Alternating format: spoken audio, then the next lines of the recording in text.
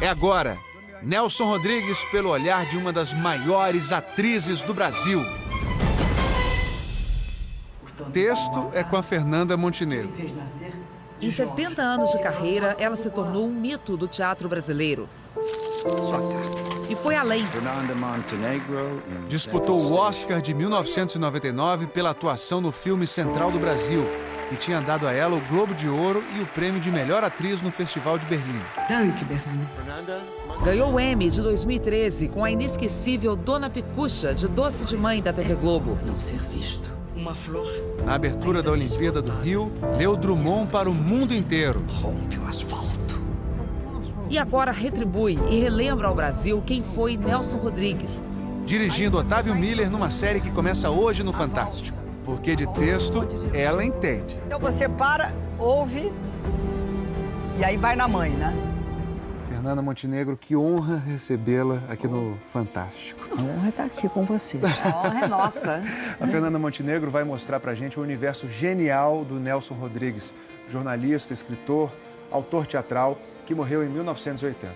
Uma das frases mais conhecidas dele é aquela que diz que toda unanimidade é burra.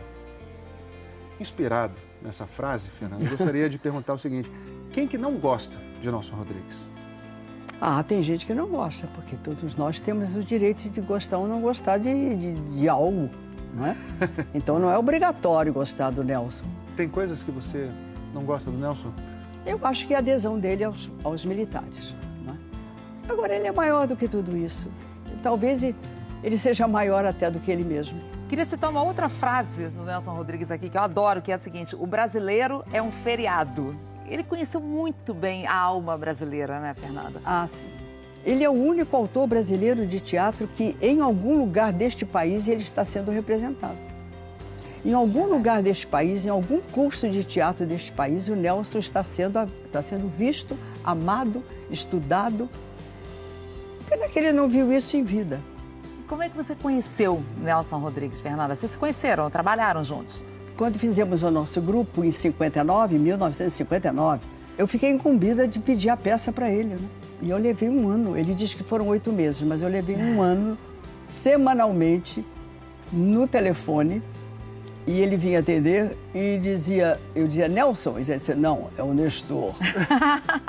Então, Nestor, diga ao Nelson que ele tem que entregar a peça. E um dia ele entregou a peça, que é O Beijo no Asfalto, que é um dos grandes textos da dramaturgia brasileira. Em seguida veio A Falecida, que é um texto dele maravilhoso. Aí, a meu pedido, ele escreveu Toda Nudez Será Castigada, que é uma grande peça dele. E já no fim da vida dele, nós pedimos a ele mais uma peça e ele escreveu A Serpente. Agora, Fernanda, além dessa presença fortíssima no teatro, Nelson foi adaptado para o cinema e tem uma relação antiga com a televisão. A minissérie Engraçadinha, Seus Amores e Seus Pecados fez história e lançou Alessandra Negrini. Gostosa. Aqui no Fantástico, em 1996, o quadro A Vida Como Ela É também contou as histórias do Nelson. É verdade que você tem um amante? Como ele conseguia ser tão profundo e popular ao mesmo tempo? Aí a genialidade dele. Um homem que diz essa frase, aprendi a ser o máximo possível de mim mesmo, sabe, no fim de sua vida. Isso é uma frase de uma grandiosidade existencial. Incrível. Incrível. É a sua frase favorita do Nelson? Para mim é. Nelson Rodrigues continua necessário? Nelson Rodrigues é fundamental. Vamos ver um pouco dos bastidores de Nelson por ele mesmo. E essa questão da importância de trazê-lo hoje, de montá-lo hoje? É porque ele é necessário. Porque ele é o homem que fala a nossa linguagem, que fala a nossa contradição de cidadão, de ser humano brasileiro.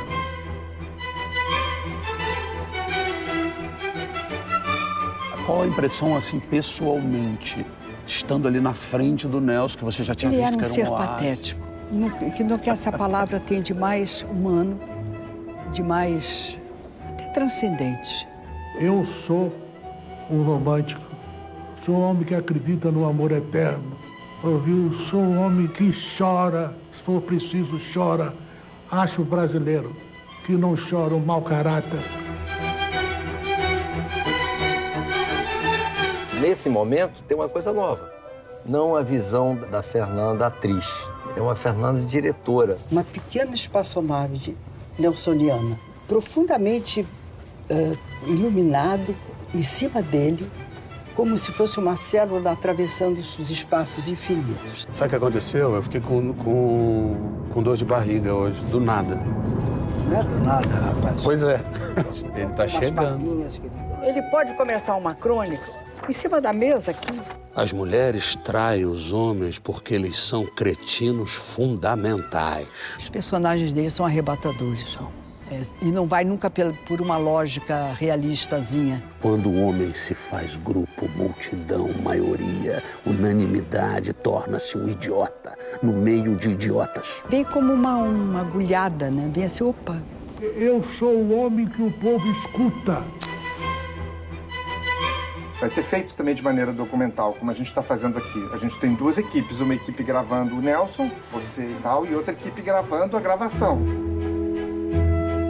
Quando tem euforia, é o maior país do mundo. Quando perdeu o futebol, é vira-lata. E todo mundo tem a baba bovina na vida, né? Tem a máquina, pode ter aqui um caderno de anotação, uma caneta, tudo bem. Melhor essa cor, né? Essa coisa encardida. Ainda mais se der uma, vamos dizer, uma apagada nela, né? Puxa o revólver e faz saltar. O assassinato do meu irmão marcou a minha vida e a minha obra para sempre. A minha obra é uma meditação sobre o amor e sobre a morte.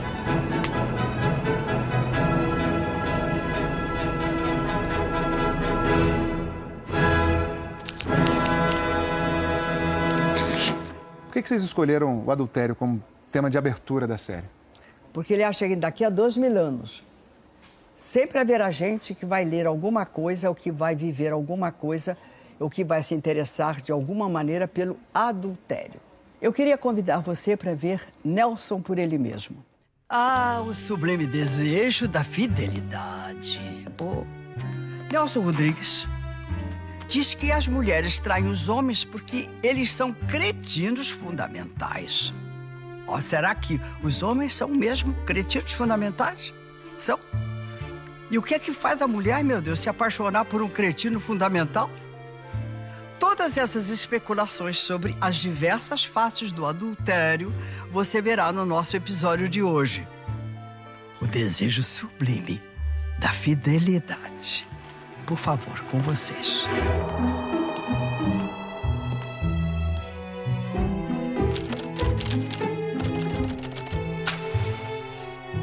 Gravando.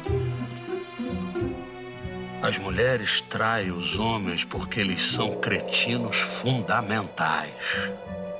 Todo mundo adora uma história de homem traído por mulher. Outro dia, uma revista me perguntou: a mulher trai por quê? Vejamos. Umas por vingança, outras passatempo, ou tédio, ou dinheiro. Eu lembro-me de uma que era casada com o mais doce, mais solidário, mais abnegado dos maridos. Quando perguntaram por que o enganava, explicou que certa vez vira uma brotoeja em sua pálpebra. Tanto bastou. A brotoeja matara o amor.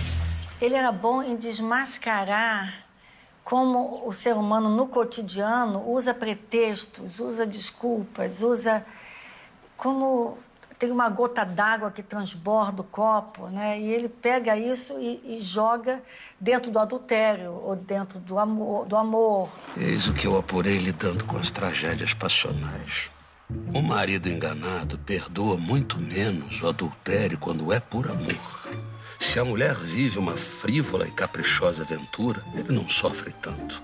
Mas quando é amor, triste, dilacerado e súplice amor, os maridos querem dar tiro em todas as direções. Porque ao contrário do que se imagina, no adultério, o marido é sempre o primeiro a saber.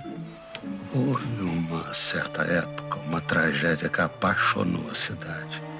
Um deputado, senador, desconfiou da mulher. Uma coisinha só.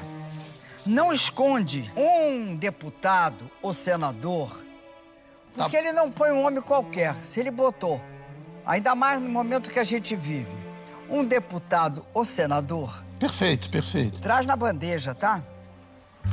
Uma noite chega em casa, como fazia sempre. Inclina-se para beijar a mulher na boca.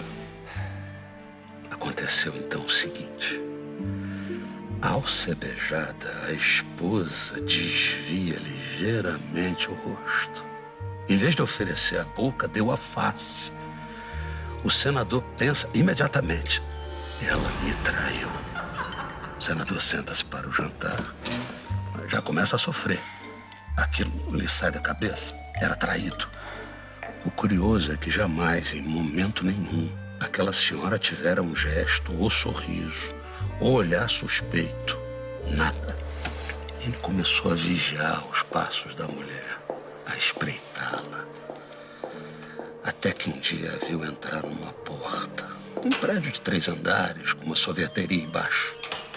Por uma dessas intuições exatas e fulminantes, achou que ela ia pecar no 3º andar, e não no 2º ou no 1º. O prédio tem 3 andares, tem a sorveteria. Ele é velho, né? Então, por uma dessas intuições, ele achou que ela ia pecar no 3º, o que é pior para ele, porque tinha que subir 3 andares.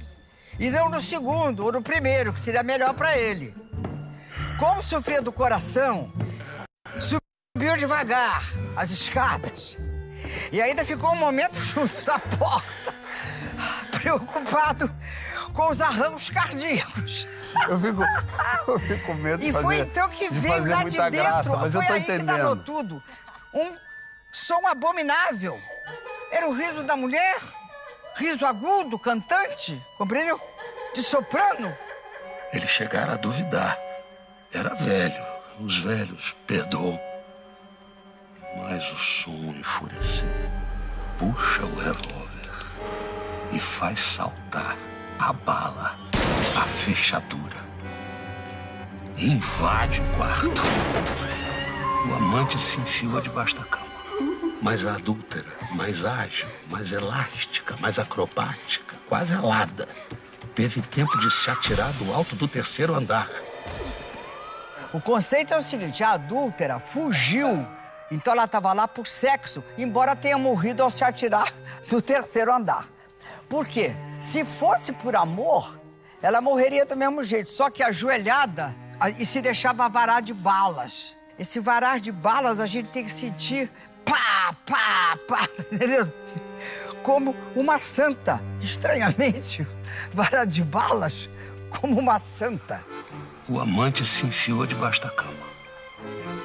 Mas a adúltera, mais ágil, mais elástica, mais acrobática, quase alada, teve tempo de se atirar do alto do 3º andar. Por aí se vê que ela pecava por sexo e não por amor. O sexo corre e sobrevive, mesmo quando se atira do 3º andar. Se fosse amor, ela se deixaria varar de balas como uma santa. E ainda morreria agradecida. Você pode dizer, é piada? Não, eu acho que ele acredita nisso. É um conceito que amor, quando é amor, você morre por amor. Tenho a maior admiração pelo homem fiel. Eu acho que o homem e a mulher deveriam ser fiéis. Toda vez que alguém trai alguém, ouviu, há um choque do universo. No próximo episódio, Nelson Rodrigues e o nosso complexo de vira-latas.